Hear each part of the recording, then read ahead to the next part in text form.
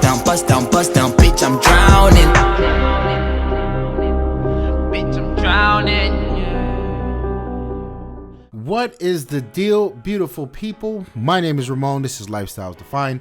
Welcome to another episode of AMA. And if you're new here, you're not sure how this works, you leave your question in the comment section down below and we answer it in upcoming videos.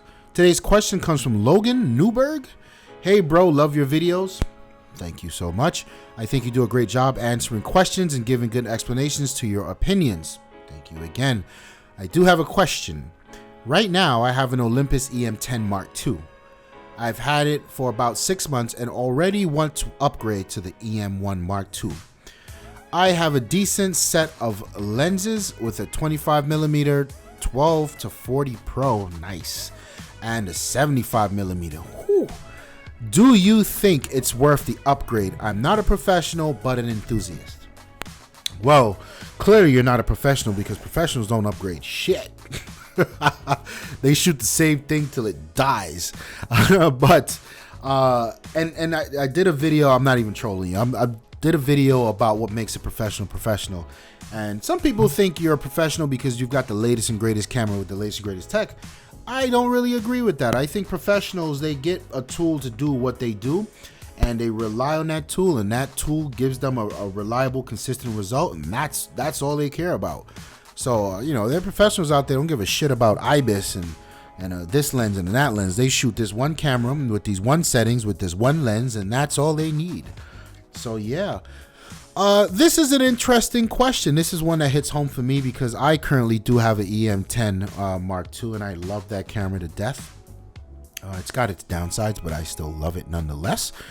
And Jerry shoots with the EM1, so I've always asked, I've asked myself, is it worth it? Should I upgrade? Because, you know, when you're a techie, these things burn a hole in your wallet, and you look to manufacture reasons to upgrade. So this is my question to you. Why do you want to upgrade? I don't think there's anything about the the EM1 that the EM10 can't do that would make you want to upgrade.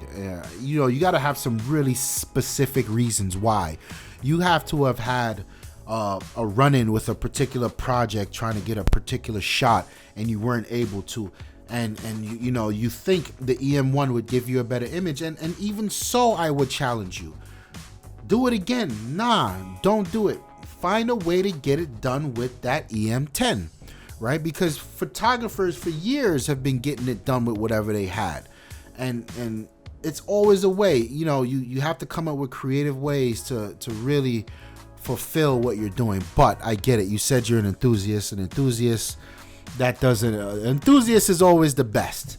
I want the best of the best. Oh, this is new? I need to have that, right? So I understand.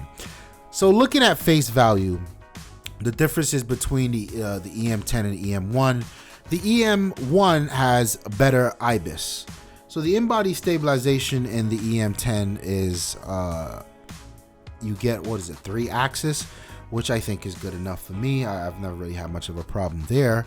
You may have varying results based on what you're actually shooting. The EM1 has 5-axis image stabilization. So much so that I've been seeing stories of people hand holding this shit up to like 3 or 4 seconds. Like, it's just wild.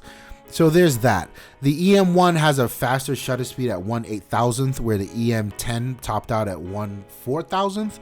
So if you're doing like studio work, portrait work, high-speed sync work, that could be a thing. The EM1 is throwing out 10 frames a second, where the EM10 is 8 frames a second. Okay, I would argue these cameras aren't that great at doing that type of shit anyway.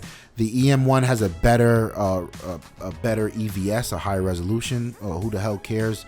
As long as you can see the image, the EVF in the EM10 is fine. And the EM1 is rated at a better battery life. I think it was a few more shots. Not a big deal. So here, like I said, for you to want to have the 5-axis stabilization versus the 3, there's got to be some very specific scenarios where you hit the ceiling on that. For you to want to have the 1/8000th versus the 1/4000th, very specific. You've got to hit the ceiling in the studio where you're like, God damn it, I need more. The frames per second, what the hell is 2 more frames when you're shooting that type of high sequence? So I get it, and to me it sounds like you've got a hell of a set of lenses. That 25mm is killer. I actually want to get my hands on that. The 12 to 40 Pro is a very nice lens, and that 75 has got to be the best lens I've ever put on any camera I've ever owned. God damn, that 75 is crazy. So to me, money is not an issue for you, sir, and you just want to spend your money. So I tell you what, you go out and treat yourself to that EM1, because I am an enabler. And I know the feeling. Scratch that itch. Go get that new hotness and enjoy life.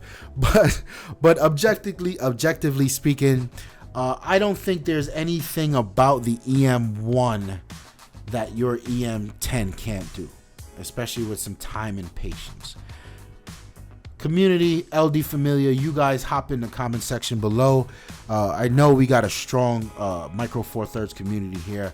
I would love for you guys to weigh in on the topic and help Logan out here. Don't forget to subscribe to the channel. Also, in the links in the description below, there are links to in the description below.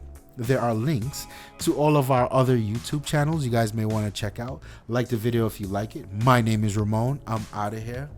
Peace. Well, I guess, and the reason we started Lifestyles Defined is because if we weren't on camera arguing about these things, the technologies, the phones, the iPhones, the Androids, the cameras, the games, we'd be on the phone arguing about it. We'd be in each other's houses arguing about it. So why not just put it in front of a camera for everyone to enjoy it the way we do? That's what Lifestyles Defined is all about. We just